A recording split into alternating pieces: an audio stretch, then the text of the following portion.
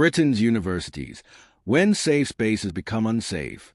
Before we dive into what's happening on our campuses right now, if you care about keeping up with the political realities shaping modern Britain, hit that subscribe button. Trust me, you'll want to be here for what's coming next. Right? Let's talk about something that's been brewing in our universities, something that's gone from concerning to genuinely alarming, and something that the government is finally acknowledging cannot be swept under Persian rug any longer. We're talking about antisemitism on British university campuses, and the numbers are nothing short of staggering. A 413% increase in incidents following October 7th, 2023. Not a typo. 413% in a single year, at institutions that pride themselves on being bastions of enlightenment, tolerance, and intellectual rigor. The irony would be delicious if it weren't so deeply troubling. Education Secretary Bridget Phillipson has finally put pen to paper, or rather finger to keyboard, writing to vice-chancellors across the nation with a message that can be distilled to its essence as follows: sort it out or face the consequences. And when she says consequences, she's not talking about a stern talking to over afternoon tea. The Office for Students, the university's regulator, has made it abundantly clear that they possess the power to impose fines. But here's where it gets particularly spicy. They can ultimately sever public funding. That's the nuclear option, the financial guillotine that would make any university administrator break out in a cold sweat.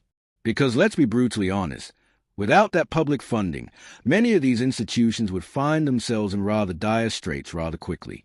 Now, the timing of recent protests has been, shall we say, spectacularly tone-deaf. The Prime Minister called for humanity ahead of university demonstrations on the anniversary of an attack that saw 1,200 people brutally murdered by Hamas. 1,200 human beings. 1,200 families shattered. And in the immediate wake of a deadly terrorist attack on Heaton Park Synagogue right here on British soil. Protesters have 364 other days in the year to make their voices heard. The right to peaceful protest is sacrosanct in this country, absolutely. But there's something to be said about reading the room, about basic human decency, about understanding that some moments call for reflection rather than megaphones and placards. Universities are indeed places where ideas should be shared, challenged, and debated with vigor. That's rather the point of them. But when does legitimate protest cross a line into something darker, something that makes Jewish students feel unsafe in lecture halls and libraries, in spaces where they should be focused on differential equations or Renaissance poetry, not whether they'll be harassed on their way to the canteen?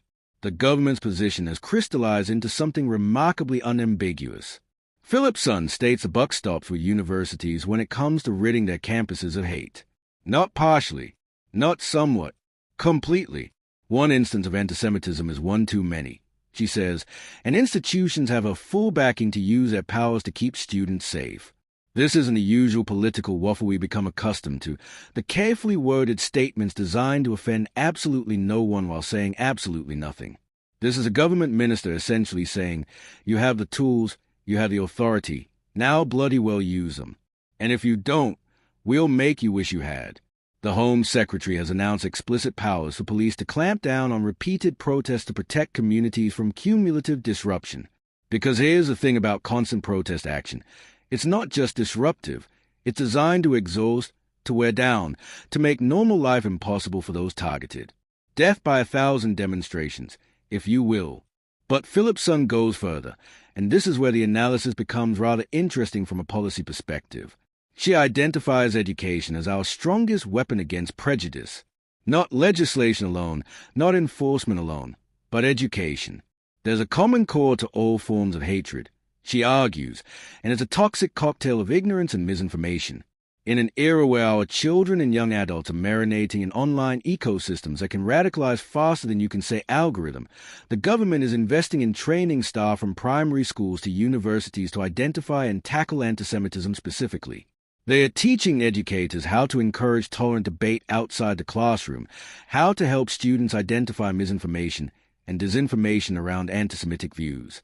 Because let's face it, a 15-year-old scrolling through TikTok or Instagram isn't exactly equipped with the critical thinking tools to discern fact from fiction when both are presented with equal conviction and production value.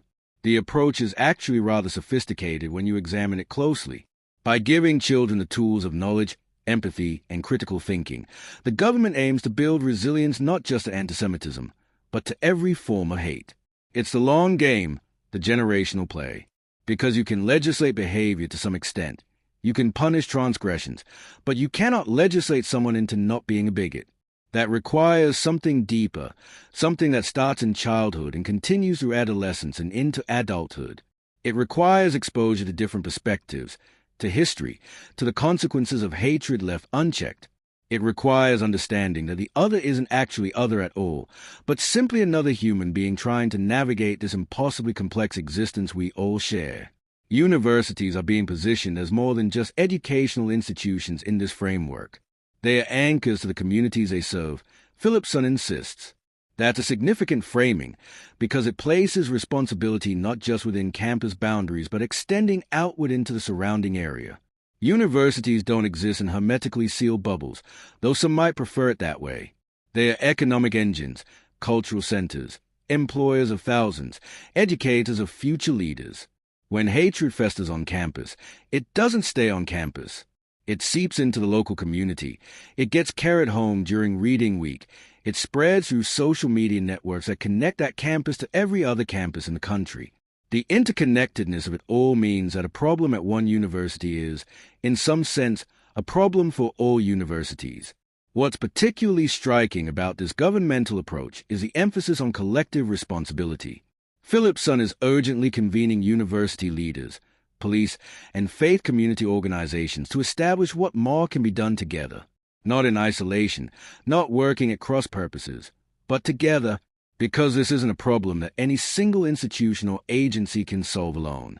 It requires coordination, shared intelligence, best practices, and a willingness to call out antisemitism even when it's cloaked in the language of social justice or anti-imperialism or whatever euphemism makes it more palatable to certain audiences. Hatred wrapped in righteous indignation is still hatred. A brick through a window hurts regardless of the political justification offered for throwing it. The government's message has become unmistakable. Hate and harassment of any community will not be tolerated. Any community. Because the moment you start making exceptions, the moment you decide that some forms of bigotry are acceptable while others aren't, you've already lost a moral argument. You've already conceded that universal human dignity is negotiable based on identity or politics or historical grievance. And once you've conceded that, you're on a very slippery slope indeed. The principle must be absolute, even if the application requires nuance and context. Jewish students have the same right to feel safe on campus as Muslim students, as Christian students, as atheist students, as students of every background and none. This should be self-evident. And yet here we are in 2025 having to state it explicitly. There's a broader context here that's worth examining, uncomfortable as it might be. The rise in campus antisemitism isn't happening in a vacuum. It's occurring against a backdrop of increasing polarization across British society, of social media algorithms that reward outrage over understanding, of geopolitical conflicts that people project onto their neighbors and classmates who have absolutely nothing to do with decisions made by governments thousands of miles away. It's occurring in an environment where complexity is unfashionable, where nuance is seen as weakness, where you're either entirely with us or entirely against us with no middle ground permitted. Universities, traditionally spaces for embracing complexity and nuance, are succumbing to the same forces that have coarsened our broader political discourse. And that should worry us all, regardless of where we sit on any particular political spectrum. Philipson frames this as a choice between two visions of Britain. A country of learning, not ignorance. A country of hope, not hate. A country that rejects misinformation and disinformation and chooses truth. It's aspirational language, certainly, but it's also a gauntlet thrown down. Which Britain do we want to be? The one that allows hatred to spread like a virus, unchallenged and unchecked? Or the one that confronts it head-on, that refuses to accept that antisemitism, or any form of bigotry, is just the price we pay for living in a diverse society? Because it isn't. It's a choice, and choices of consequences. Universities must choose whether there'll be institutions that protect all their students or only some. Government must choose whether it'll enforce its stated principles or allow them to become hollow rhetoric. And we, as citizens, must choose whether we'll speak up when we witness hatred or whether we'll avert our eyes and hope someone else deals with it. The buck stops with universities, Philipson insists. But actually, the buck stops with all of us. Every time we remain silent in the face of antisemitism, we're complicit. Every time we make excuses for it, rationalize it, contextualize it into acceptability, we're complicit. Every time we decide it's not our problem because we're not Jewish, we're complicit. This isn't about picking sides in geopolitical conflicts we have limited ability to influence.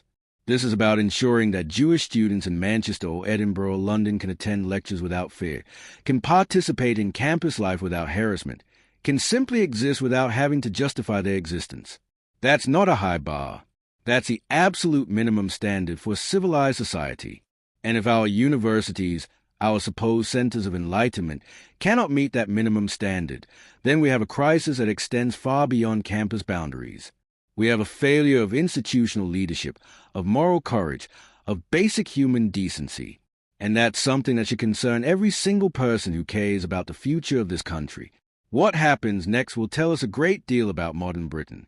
Will universities take the government's warnings seriously and implement meaningful changes? Or will they continue with performative gestures while antisemitism continues unchecked? Will the Office for Students actually use its powers? Or will the threat of financial consequences remain just that, a threat? Will we see prosecutions where laws are being broken? Or will perpetrators continue to face no real accountability? The answers to these questions will shape not just a university experience for Jewish students, but the broader message we send about what's acceptable in British society. Because make no mistake, students are watching. Future students are watching. And they are learning lessons about whether British institutions will protect them or abandon them when hatred comes calling. If you want to stay informed about how this develops, about whether words translate into action, about whether Britain chooses hope over hate, then you need to subscribe to UK Connors. Because we'll be following this story and every other political reality that shapes our nation. See you in the next one.